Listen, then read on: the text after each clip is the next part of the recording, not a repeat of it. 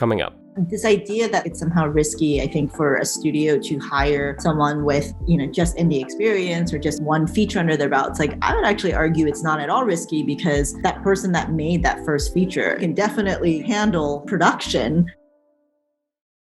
Demystified is a production of StudioFest.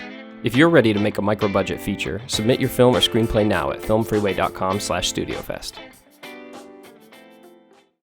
This episode of Demystified is brought to you by Armor Lock.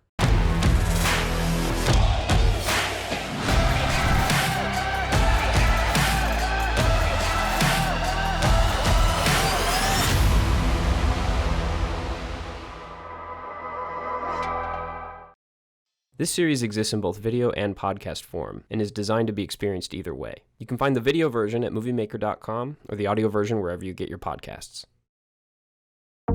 From StudioFest and Movie Maker magazine, this is Demystified, a series about an innovative new way to make movies and what it really takes to make an indie feature film. My name's Jake Bowen, and this series is about shedding light on the parts of getting an indie film made that are never seen and rarely talked about, through the lens of StudioFest, a one-of-a-kind annual film festival that awards up-and-coming writers and directors the chance to make a feature film. The first director to come out of StudioFest was Anna Mikami, who happens to be a big fan of, and has a very similar background to, director Cathy Yan. So when we got the opportunity to talk to Cathy to promote the release of her film Dead Pigs, we thought, who better to conduct the interview than Anna? Cathy Yan is perhaps best known for directing the DC Hollywood blockbuster Birds of Prey. But her debut feature was an indie ensemble film set in China called Dead Pigs. 那您下一步打算怎么做呢？我会坚守我的家园。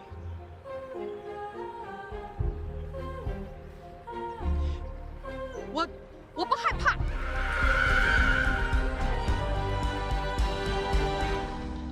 Dead Pigs is available for the first time exclusively on Mubi, a curated streaming platform for classic and art house cinema, and we definitely recommend you check out the film. Now, here's Anna Mikami's interview of the writer and director of Dead Pigs, Cathy Yan. Hello. Hi. Hi, Cathy. Thank you so much for speaking with me. Congratulations on Dead Pigs' release on Mubi.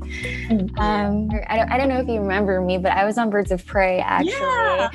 Strung up upside down, my face falling off. Baby. Oh, don't cry. Thank you. I know, it looks familiar, but you might not know what I look like this side up. Yeah. Great. I'm so, that's lovely that we get to reconnect, and I hope you enjoyed seeing yourself upside down. I really did. My whole family in Hong Kong was like, oh my God, that's her.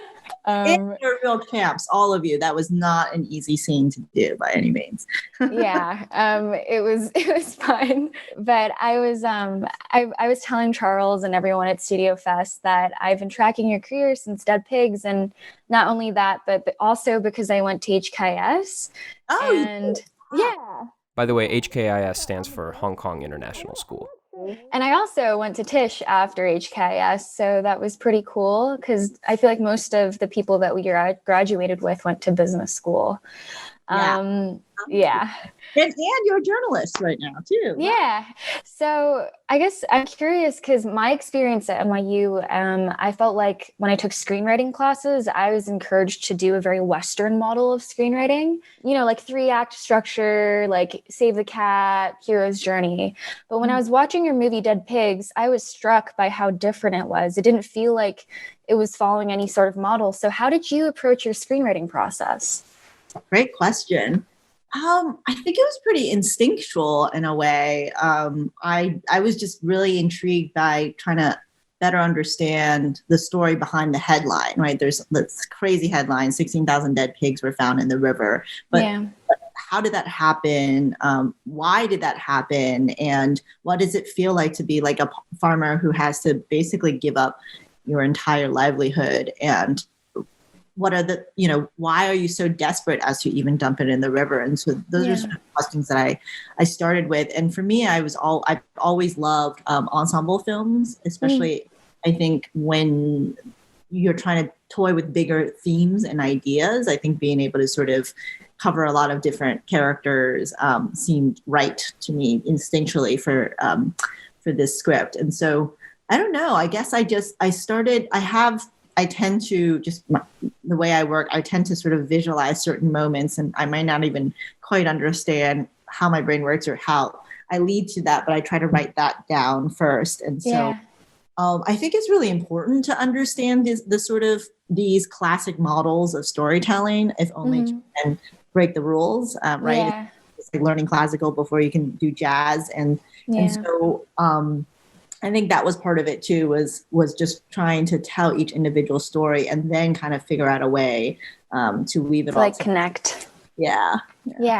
So would you start with like, as you were saying, it seemed like you would start with like the visual moment.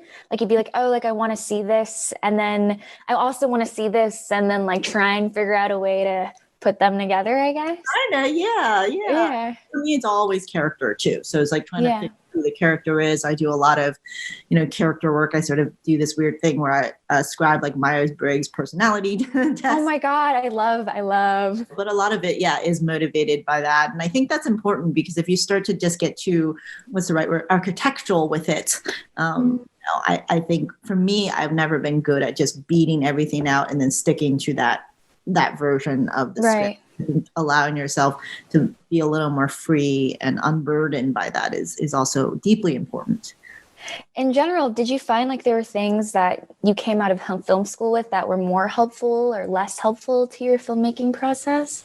Definitely. I mean, I don't know how you felt about NYU, but I think for me, what was really great about NYU was its focus on character and not over explaining and that.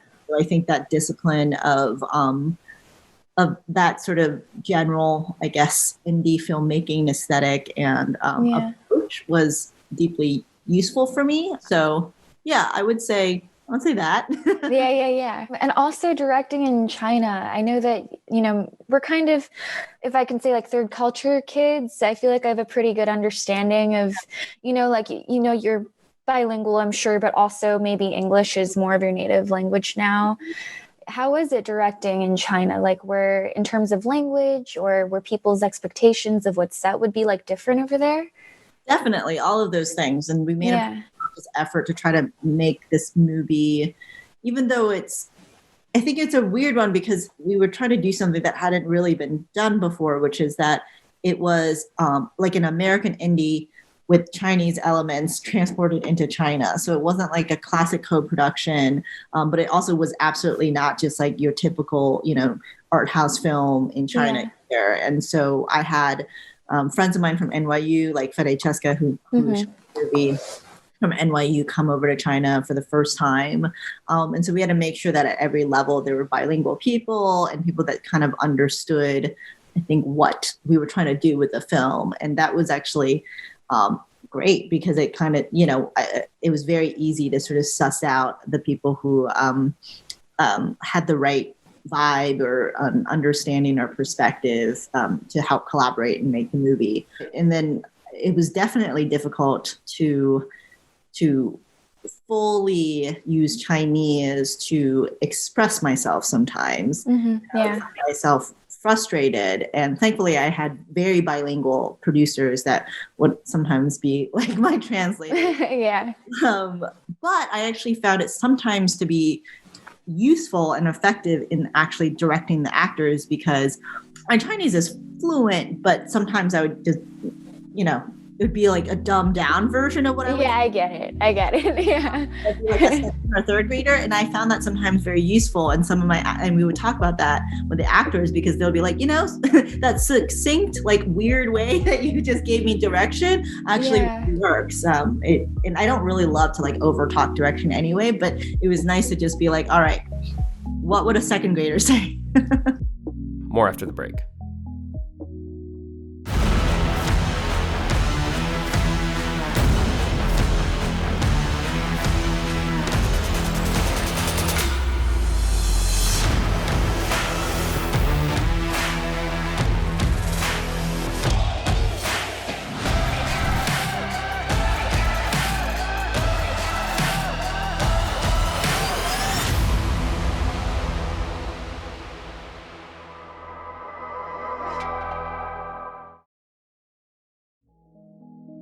I'm like super interested because I feel like, at least in New York or NYU, all the actors kind of have like a shared vocabulary because we have access to things like Strasberg or like Stanislavski, or it could be like, what's your action? You know, I feel like you're trying to do this, or there's kind of like a language around it. Whereas I don't know, like in China, did you find yourself directing differently outside of just, you know, obviously the language, but did you feel like the actors were like responding to certain things more than like people here do, if that makes sense? It's interesting. I am still very like New York school of acting, I think. Yeah. My training as well. And so I love that sort of stuff. And I think I didn't get to play around as much on Birds because it was a very different, situation. But basically all I said was like, just react. And I think actually in an interesting way, that kind of pushed everyone out of their comfort zone. Both the sort of Chinese actors who are like, I don't know what this is, like, just keep fine. But then on the flip side, I think it was nice to not talk so much about what's happening and just, react in the moment. And that's typically my method, actually, is very much to just play around when we're shooting, and maybe I'll give direction to the off-camera person in order to get a different reaction on camera. Sneaky. Oh yeah, that was a sort of method, I guess, that really worked on Dead Pigs, and kind of kept it alive and funny. And I think we found a lot of really interesting moments that way, and a little bit on Birds too, but we just schedule a little bit more. Going to Birds, I'm super curious, like, what was it like? Because you made Dead Pigs, which very much felt like your baby, like you wrote it and you directed it, to like this like high budget studio movie with probably a lot more hands and voices. Mm-hmm. Like, do you think if you direct an indie, you can direct a studio movie? Like, how is it different? Yeah, it is very different. But in all the ways that you just said, which is there are just so many more stakeholders. But I actually found the directing of Birds to not be so different, because you're just kind of in the zone, and you're speaking to the same department heads. You try to do the same things with your actors that you would normally do, and you want to kind of stick to the thing that and that that has proven somewhat successful in the past, right? Yeah. So this idea that like it's somehow risky, I think, for a studio to hire someone with, just indie experience or just one feature under their belt, it's like, I would actually argue it's not at all risky, because that person that made that first feature, especially one that is risky or tough to do, that person can definitely handle, production. Yeah.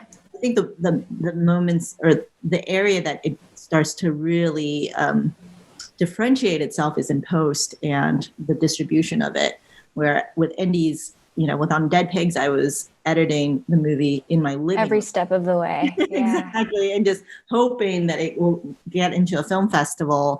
And obviously it's taken quite some time to actually get it out in the world. Yes. And then with Birds, obviously it was a very different, set of circumstances for that. So I actually found the directing part and the production part of movie making to be very, very malleable and similar. I have one last question for you, and I have to let you go. After Birds of Prey and after Dead Pigs, I'm so sure you have so many amazing opportunities coming to you, being like, Cathy, direct this. But I hear your next project is Sour Hearts, which is on my shelf right now and I love. So what drew you to this project? It feels like a return to the indie. For sure.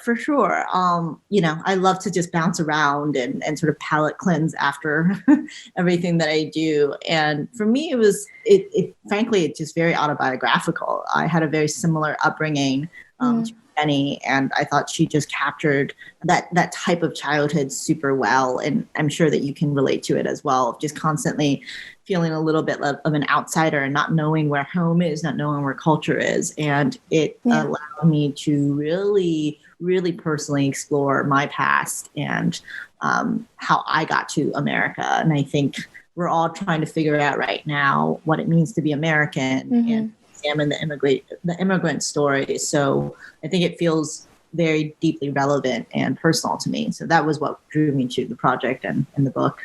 Wow, I'm super excited for it. So thank you so much for your time. I wish I got to talk to you more, but it was awesome. It's so cool to see someone that is like, I see myself in your work and what you do and what I aspire to do. So this has been really awesome. It's great to reconnect. That's so funny. Yeah. It's good to see you not upside down. Good to see Bye. you. Bye.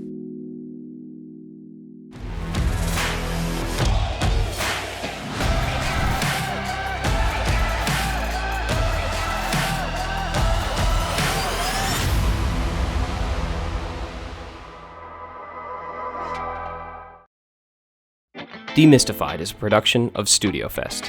If you're ready to make a micro-budget feature, submit your film or screenplay now at filmfreeway.com/StudioFest. Demystified is a StudioFest production presented by Movie Maker. This episode was narrated and edited by me, Jake Bowen. It was conceived and recorded by Jess Jacklin, Charles Beal, and Jake Bowen. The theme song was composed by Patrick Patrikios. Other tracks used under Creative Commons licenses. To hear future episodes of Demystified, go to moviemaker.com or visit studiofest.com, where you can also learn more about StudioFest and subscribe to the show.